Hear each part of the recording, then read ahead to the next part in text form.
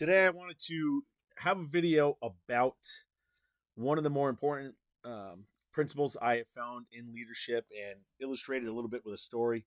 So, I go around a lot of our leadership training, a lot of the training I do with some of our higher end loan officers that are building teams or people from other companies that have that are team leaders and broker owners, whatever it may be, is you get paid for what your people do, not for what you do. And what that means is set your ego aside and recognize how important the actual workers on things matter, right? So for me, if I'm a team leader and my job is networking and marketing and lead gen and I'm doing all these things, what happens when I create that lead? What's the next step? So in my business of writing mortgages, right? Who's pulling credit? Who's requesting paperwork? Who's doing calculations? Who's making sure it works? Who's sending it to the lender? There are a bunch of other things that happen. And if I sit back and I think for a second, if I went on vacation for 2 weeks, what would happen to my business? Well, most of what I do is building relationships. And if my relationships can't handle 2 weeks without me, I've kind of put myself in a bad spot.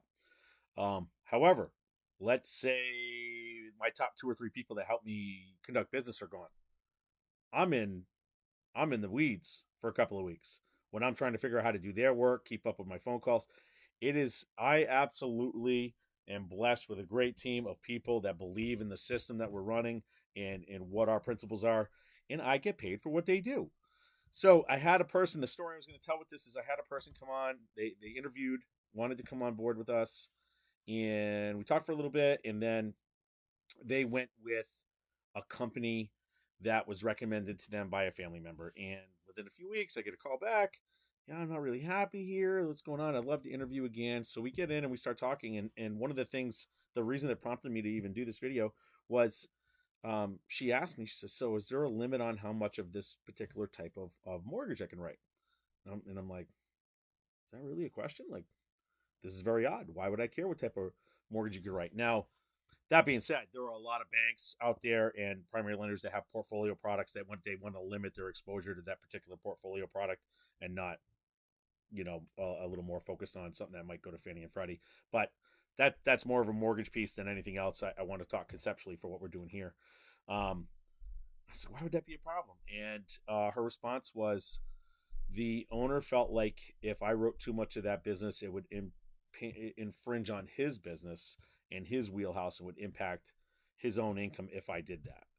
And it just kind of made me think like that's not really where I think anybody should be coming from in leadership. If you're the leader, it's your job to encourage that person to do the best they can. That's your that person is trusting you with their career. Your job is to help them build it, not to limit what they can do. You're going to make some sacrifice. You're going to make personal sacrifices for people.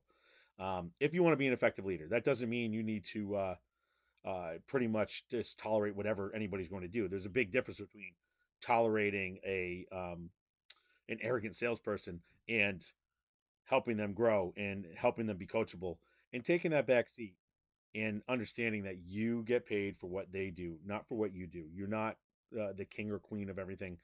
And understanding that piece and that encouragement piece is what's going to make you successful. So, what I'm hoping here is that anybody that took the time to listen to this, that you are understanding, like if team leading, if leadership in general is something that you're looking to do, you need to really fine tune those skills. Leadership skills are as important as any of the other skills in business. So being able to understand that and that is the key to scaling is a big thing. And then for those of you that are leaders that watch the content that I put out, if this is a concept that's not resonating with you, I would love to talk some more. And so, like, subscribe, hear more information we got, give me a comment, do whatever you need to do to be in touch with me because I'd love to talk about it more. Hopefully, I help some people today. We'll talk soon.